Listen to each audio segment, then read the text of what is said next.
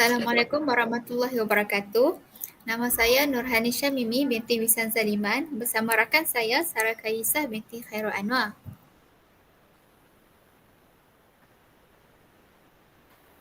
Baiklah, pada hari ini kita akan membincangkan tentang fakta iaitu obesiti adalah perkara biasa yang berlaku dalam kalangan rakyat Malaysia. Baiklah, obesiti di sini sedikit penerangan tentang obesiti iaitu obesiti di Malaysia telah menjadi satu trend yang semakin membimbangkan di kalangan rakyat di negara ini. Obesiti adalah satu keadaan yang kompleks di mana seseorang individu itu mempunyai lemak yang berlebihan. Ia adalah penyakit kronik yang memerlukan rawatan susulan berpanjangan, terapi dan perhatian yang wajar oleh pengamal perubatan. Lelaki dikatakan obes sekiranya mempunyai kadar lemak berlebihan sebanyak 25%, manakala wanita pula dikatakan obesiti apabila lebihan lemak sebanyak 35%. Obesiti boleh diukur menggunakan pengiraan body mass index ataupun kita panggilkan dia BMI. BMI adalah indeks pengukuran berat badan berbanding dengan ketinggian. Statistik di Malaysia melalui National Health Morbidity Survey yang dijalankan pada tahun 2011 telah mencatatkan sebanyak 27.2% rakyat Malaysia yang berumur 18 tahun ke atas adalah obesiti. Hal ini menunjukkan peningkatan berbanding dengan 14% pada tahun 2006. Selain itu, ini juga bermakna seramai 4.4 juta populasi dewasa di Malaysia adalah obesiti, menjadikan Malaysia negara yang tertinggi mempunyai kadar obesiti di kalangan negara-negara Asia Tenggara. Kini, obesiti di Malaysia telah meningkat dengan kadar yang tinggi iaitu 16.8 juta bersamaan dengan 60% daripada 28 juta. Kejadian ini berpunca akibat daripada amalan gaya hidup yang tidak sihat dan pemakanan yang tidak seimbang, ditambah pula dengan tidak bersenam. Selain itu, kesibukan bekerja, banyak menghabiskan masa di depan komputer, pertumbuhan restoran makanan segera yang tinggi turut menjadi faktor berlakunya obesiti. Baiklah, menurut pandangan Sarah sendiri, apakah masalah-masalah yang sering berlaku di kalangan rakyat Malaysia yang mengakibatkan mereka tergolong dalam kelompok obesiti ini?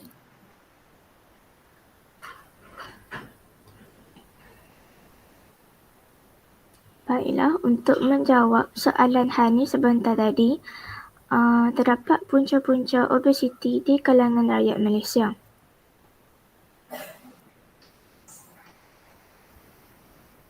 Antara punca yang boleh menyebabkan obesiti adalah dari segi nutrisi. Pada masa kini, faktor pemakanan adalah punca utama obesiti. Yang pertama, lebih banyak pengambilan kalori dari sumber karbohidrat dan lemak. Gaya pemakanannya tidak sihat juga menjadi punca obesiti di kalangan remaja. Obesiti selalunya berpunca daripada pengambilan terlalu banyak kalori daripada sumber karbohidrat dan lemak seperti nasi, tepung, roti, biskut, minuman manis dan makanan yang bergoreng. Yang kedua ialah kantin jual makanan yang kurang sihat. Bagi murid sekolah, kantin yang menjual makanan tidak sihat seperti ayam goreng, nugget, sosis, keropok dan minum ais serta minuman manis turut menyumbang kepada peningkatan obesiti dalam kalangan remaja. Yang ketiga ialah restoran yang menghidangkan makanan segera berkalori tinggi pada harga yang rendah. Terdapat restoran yang menyajikan makanan segera berkalori tinggi dengan harga yang rendah.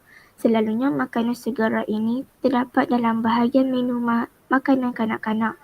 Ini kerana makanan seperti Maggi, sosis, nugget merupakan makanan kegemaran kanak-kanak di Malaysia.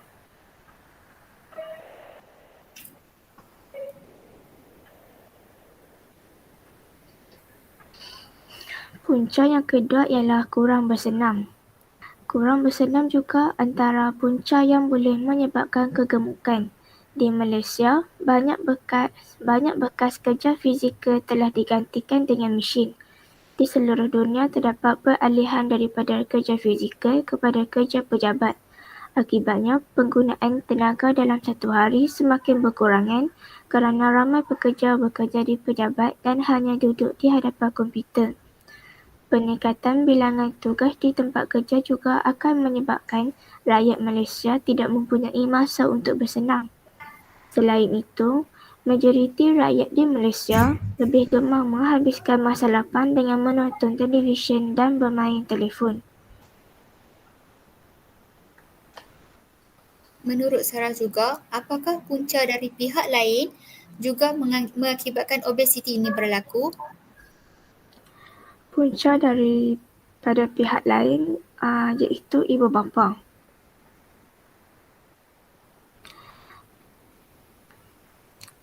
Ini bermaksud tiada pantauan ibu bapa. Obesiti dalam kalangan remaja juga berpunca daripada sikap ibu bapa yang tidak menjaga pemakanan anak-anak. Ibu bapa membelanjakan anak-anak mereka terlalu banyak, seperti tangki minyak yang penuh untuk mengikut arahan mereka. Apabila anak-anak ingin makan apa saja, ibu bapa akan memberikannya walaupun makanan tersebut tidak berkhasiat dan kurang sesuai untuk pembesaran anak-anak mereka. Ibu bapa akan memenuhi kehendak anak-anak yang inginkan makanan segera seperti yang terdapat di restoran McDonald, Pizza Hut, KFC dan pelbagai lagi. Unit Kesihatan Hospital Universiti Malaya telah membuat kajian mengenai ayam goreng di KFC bahawa ayam tersebut mengandungi garam yang tinggi, lemak yang tinggi dan kalori yang tinggi yang boleh mengundang obesiti dan juga penyakit kronik yang lain. Kajian mendapati bahawa anak-anak yang ibu bapanya mengalami obes mempunyai risiko sebanyak 80% untuk menjadi gemuk juga. Sekiranya ibu bapa mempunyai berat badan yang normal, maka risiko anak mereka untuk menjadi obes dianggarkan hanya 10% sahaja.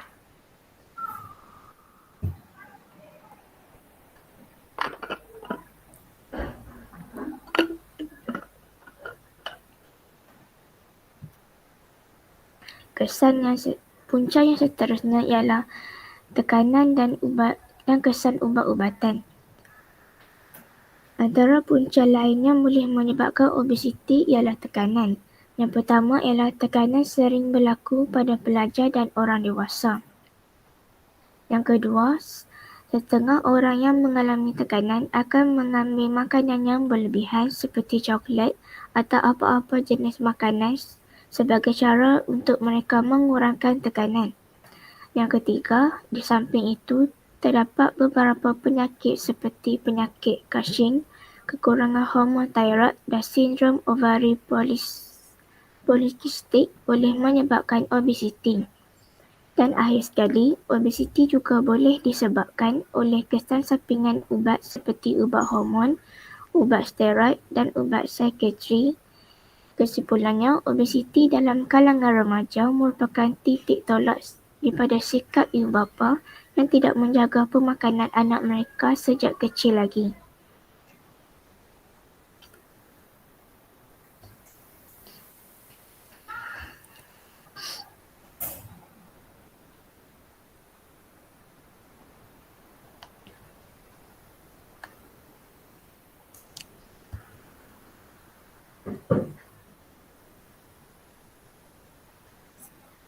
Baiklah.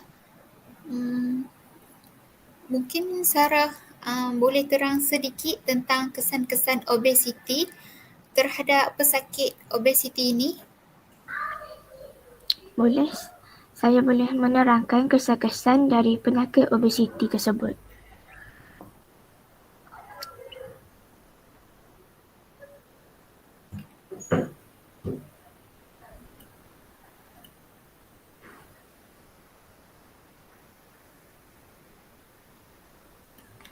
Kesan yang pertama ialah batasan pergerakan fizikal dan sosial.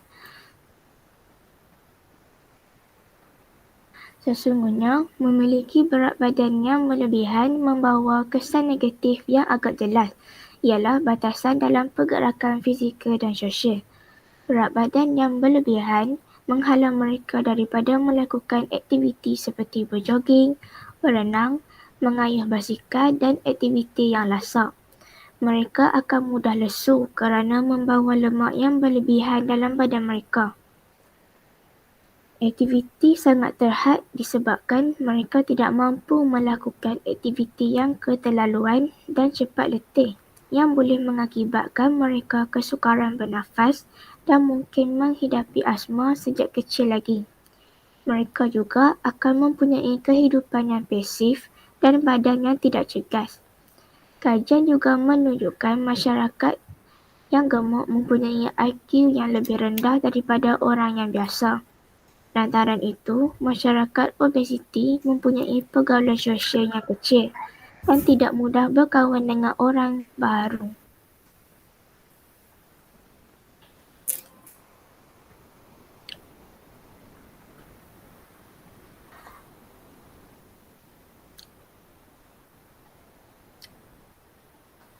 Oleh itu, mungkin Hani ada sedikit tambahan isi mengenai kesan obesiti yang boleh diterangkan.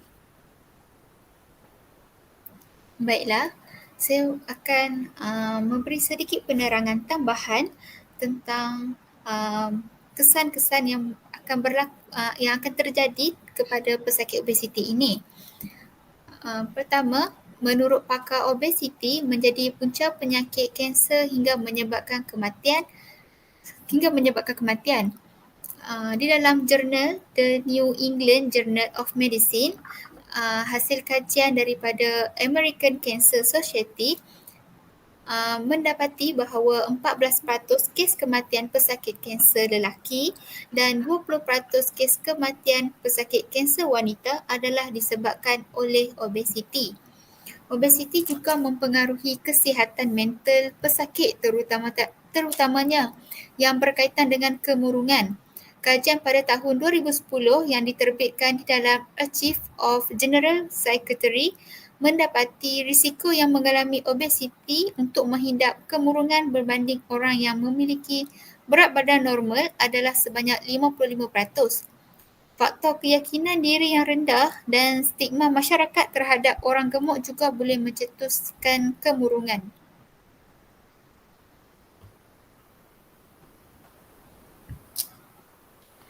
Sememangnya, senario tersebut menimbulkan rintangan seterusnya iaitu mempunyai masalah psikologi.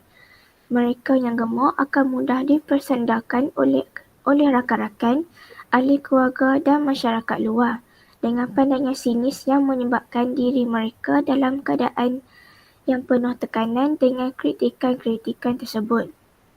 Hal ini juga membuatkan mereka menyempitkan diri dan tidak bergaul dengan orang sekeliling. Mereka akan berasa malu, rendah diri, menganggap diri mereka tidak menarik dan sentiasa berada dalam dunia sendiri. Menghidapi masalah psikologi seperti penyakit bulimia nervosa yang dikatakan makan dengan banyak ketika mengalami tekanan dan memuntahkan makanan dengan memasukkan jari ke dalam mulut.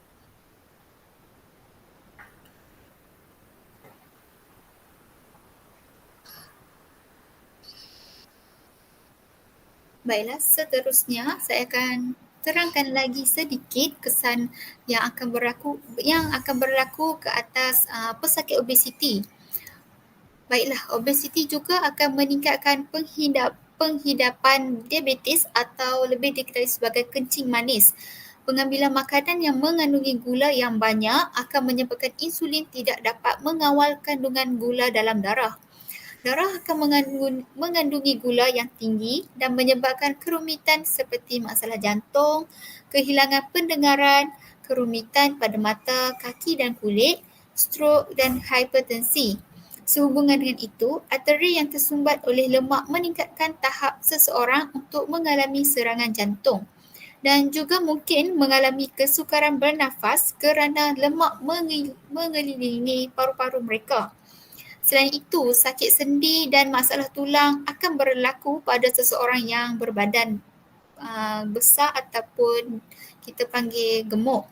Pengumpulan lemak pada pengumpulan lemak pada badan menyumbang kepada peningkatan berat badan dan tekanan yang berlebihan pada bahagian badan dan mengakibatkan kesakitan pada sendi.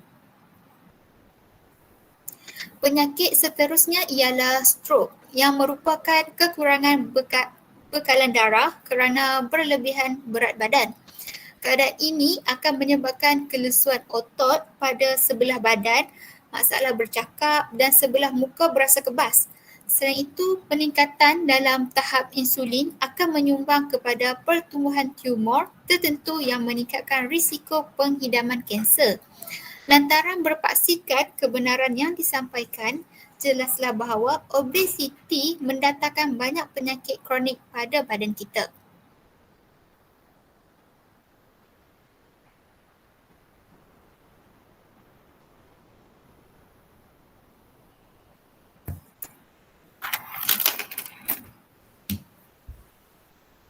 Oleh itu, saya ingin bertanya kepada Hani, apakah penyelesaian yang boleh kita lakukan untuk mencegah penyakit obesiti?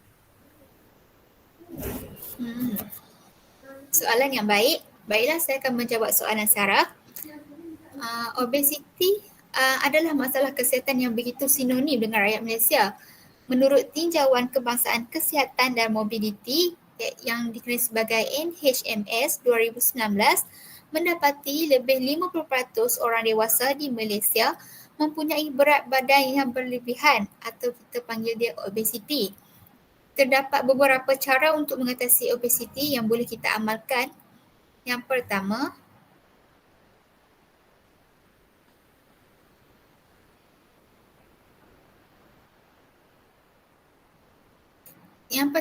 adalah diet yang betul. Diet bukan bermaksud tak makan atau terpaksa menahan lapar untuk kurus. Ini pemahaman yang salah lagi menyesatkan.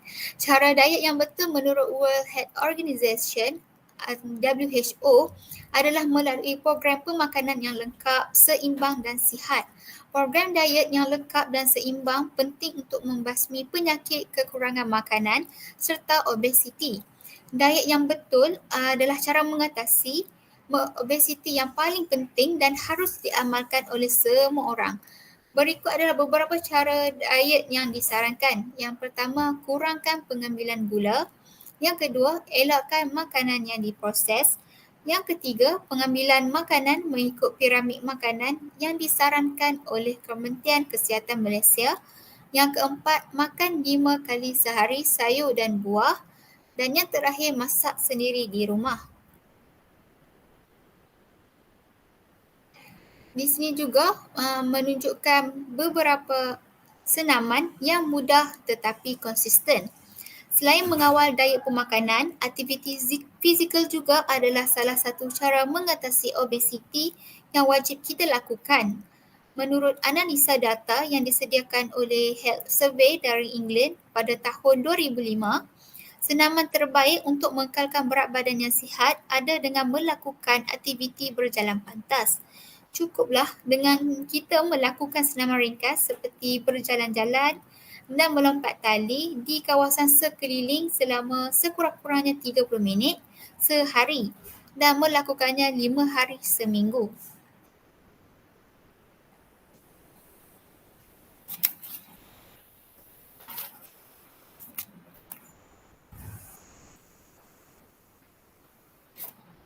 Okey, di sini juga saya akan memberi langkah yang seterusnya yang boleh kita amalkan, iaitu tidur yang baik ataupun tidur yang cukup. Selain diet serta senaman, tidur juga adalah salah satu cara untuk mengatasi obesiti.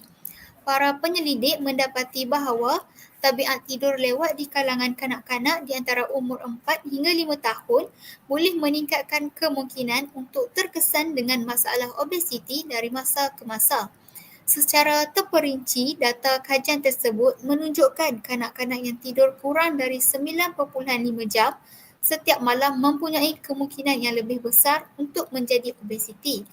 Menurut National Sleep Foundation, orang dewasa memerlukan di antara 7 hingga 8 jam tidur yang berkualiti pada setiap malam.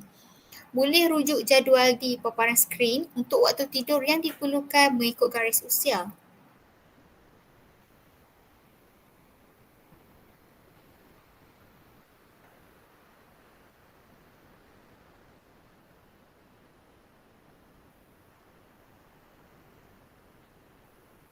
Di sini terdapat beberapa petua untuk tabiat tidur yang sihat. Mengikut tips buku panduan penjaga diabetes yang diterbitkan oleh Kementerian Kesihatan Malaysia pada tahun 2020. Antara petua tersebut, yang pertama adalah amalkan untuk tidur dan bangun pada waktu yang sama setiap hari. Yang kedua, elakkan tidur dalam keadaan lapar, tetapi dinasihatkan jangan ambil makanan berat sebelum tidur. Yang ketiga, jangan ambil minuman berkafein seperti kopi dan Nescafe. Yang keempat, elakkan haiwan peliharaan di dalam bilik tidur. Yang kelima, elakkan bekerja di dalam bilik tidur. Guna bilik tidur untuk tidur sahaja. Dan yang terakhir adalah pastikan tempat tidur selesa dan kondusif. Guna tilam yang bantal yang selesa.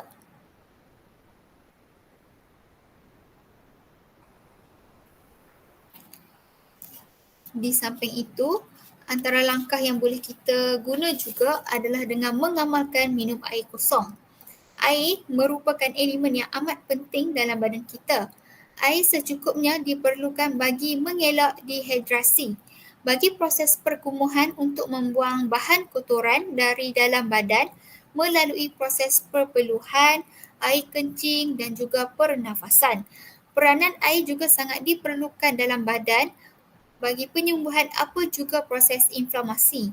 Komposisi air dalam organ adalah 76% kepada otak, 90% terhadap paru-paru dan 84% terhadap plasma darah.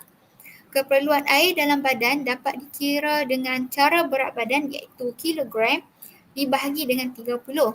Keperluan air secara kasar adalah sebanyak 1.5 hingga 3 liter sehari. Dalam proses penurunan berat badan, air putih boleh dijadikan pengganti kepada air minuman yang berkalori tinggi.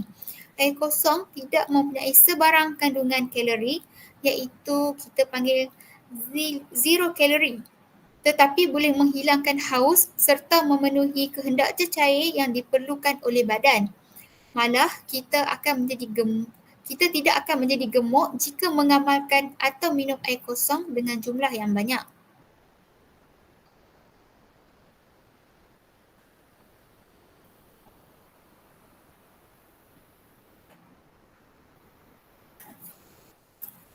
Dan antara langkah ataupun penyelesaian yang terakhir adalah dengan berehat dan tidak tertekan dengan masalah. Sebenarnya stres boleh meningkatkan tahap hormon kortisol yang boleh mengakibatkan kita berkeinginan untuk makan. Inilah yang dikatakan makan ketika beremosi. Dalam istilah bahasa Inggeris dipanggil emotional eating. Untuk mengelakkan perkara ini terjadi, kita seharusnya lebih bijak dalam mengawal emosi dan perasaan untuk rileks dan belajar bagaimana cara menangani stres dengan baik. Baiklah, saya akan kongsikan cara untuk menangani stres dengan baik. Yang pertama, kita boleh mendekatkan istighosah seperti berzikir, berdoa, membaca Al-Quran dan beristighfar. Yang kedua, bercakap atau meluahkan masalah kepada seseorang. Yang ketiga, membuat rawatan aromaterapi. Yang keempat, melakukan hobi masing-masing, contohnya dengan mendengar muzik. Yang kelima, menonton cerita-cerita yang boleh membawa kita ketawa seperti komedi. Dan yang terakhir, dengan melakukan senaman ringkas atau riadah yang menyenangkan.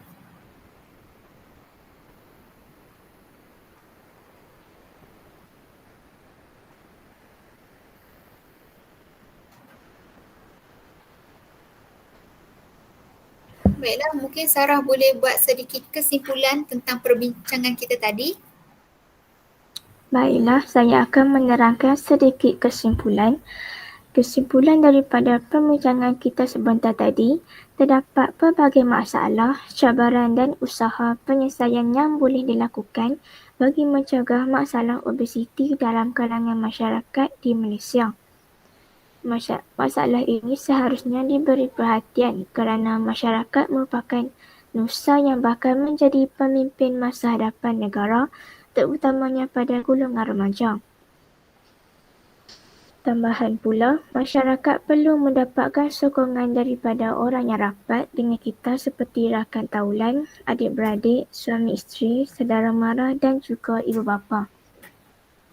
Ambil pendekatan berikut bagi mendapatkan sokongan daripada mereka dengan memaklumkan kepada mereka tentang hasrat kita untuk menjaga kesihatan yang baik atau mengurangkan berat badan. Hal ini mereka pasti akan memberikan sokongan yang padu, misalnya melibatkan ahli keluarga dalam aktiviti yang dilakukan bersama-sama, seperti pemilihan pemakanan atau amalan aktiviti fizikal harian kita. Justeru itu, pihak kerajaan perlu mencari punca obesiti dan mekanisme terbaik dalam memastikan setiap daripada rakyatnya mempunyai kesedaran berkaitan kesihatan dan seterusnya melahirkan generasi yang imun terhadap segala penyakit yang mampu dicegah. Bak kata pepatah, mencegah lebih baik daripada merawat. Dengan kegawatan ekonomi masa kini, kita tidak seharusnya dibebankan dengan beban kewangan dalam rawatan kesihatan serta ubat-ubat yang berpunca daripada diri kita sendiri. Semoga kesedaran yang holistik dalam masyarakat konvensional akan timbul dan kesihatan umum menjadi agenda utama di negara kita dan juga seantero dunia.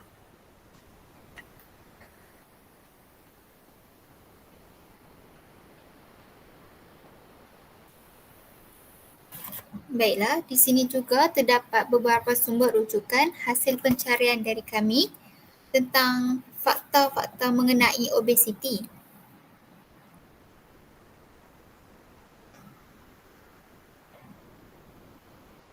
Maka berakhirlah perbincangan kita pada kali ini yang membawa isu tentang obesiti di kalangan rakyat Malaysia pada masa kini. Jutaan terima kasih saya ucapkan kepada Sarah kerana sudi bekerjasama bagi memberikan lagi perbincangan ini. Kerjasama Sarah amat saya hargai. InsyaAllah kita berjumpa lagi di lain hari dan di lain waktu. Terima kasih. Terima kasih. Assalamualaikum. Salam.